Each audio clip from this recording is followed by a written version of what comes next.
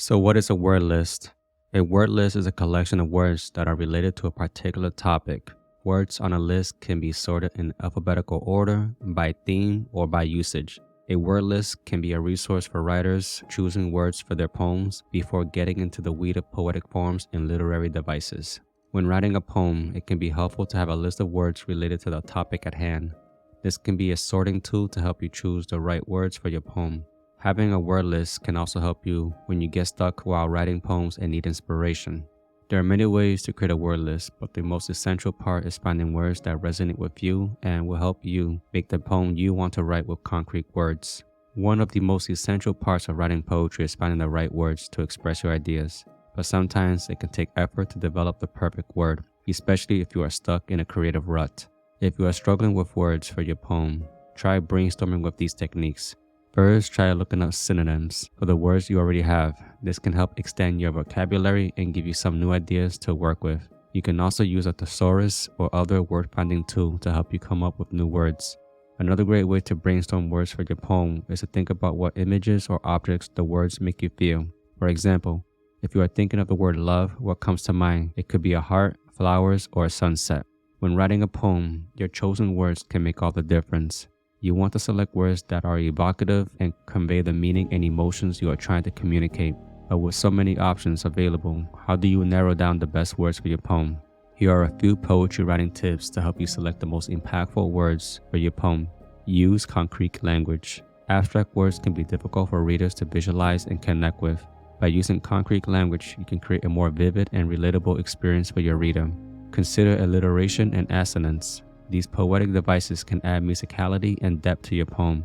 Alliteration is a repetition of initial sounds, while assonance is a repetition of vowel sounds.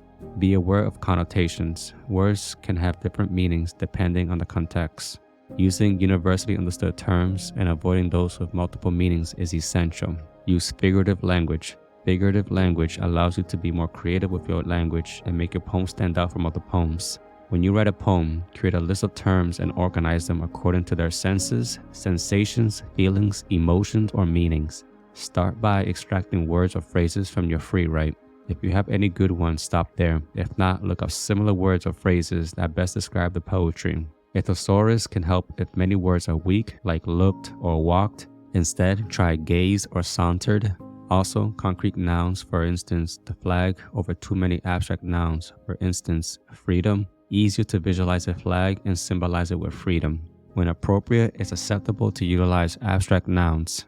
When creating a word list, I utilize two different approaches. Suppose I'm using a formal poem, such as an English sonnet, with a precise rhyme scheme of A, B, A, B, C, D, C, D, E, F, E, F, G, G.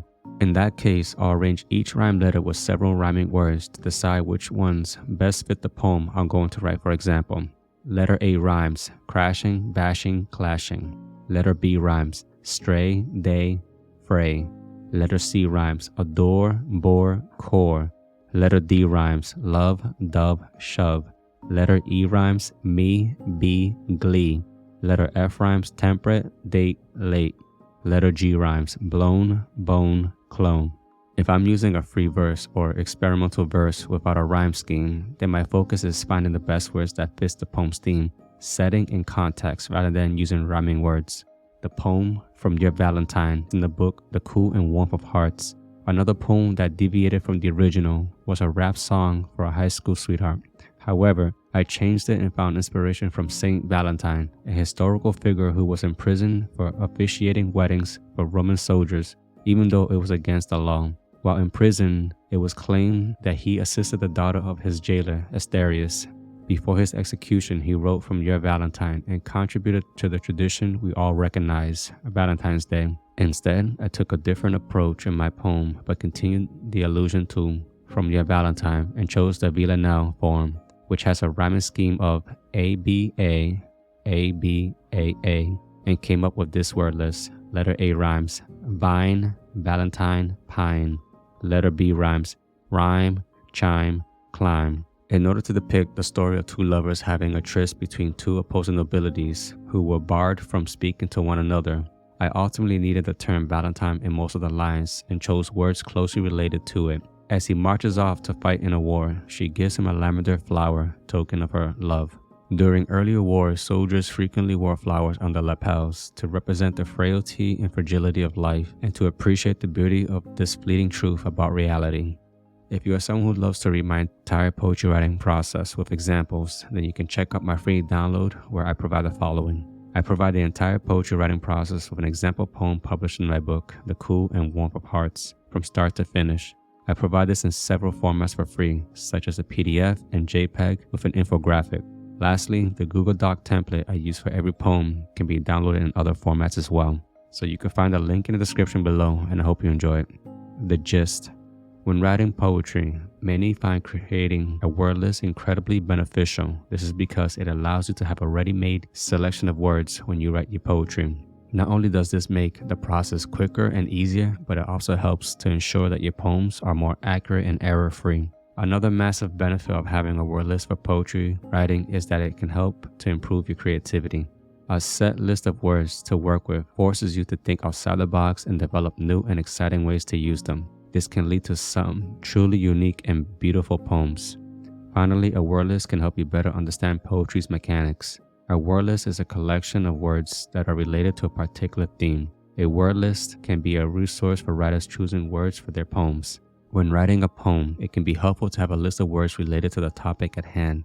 This can be a sorting tool to help you choose the right words for your poem. A word list can help when you get stuck while writing and need inspiration. Free writing is a great way to uncover those words. There are many ways to create a word list, but the most essential part is finding words that resonate with you and will help you make the poem you want to write. You can also use a thesaurus or other word-finding tool to help you come up with new words. Another great way to brainstorm words for your poem is to think about what images or objects the words make you feel. But with so many options available, it's easier to reference the simple techniques of poetry by using concrete language, also known as imagery. Consider alliteration, consonance, and assonance. Also try your hand at rhyme schemes. Most importantly, experiment with different figurative language. When writing a poem, your chosen words can make all the difference. The next topic of the poetry writing process will cover poetry forms.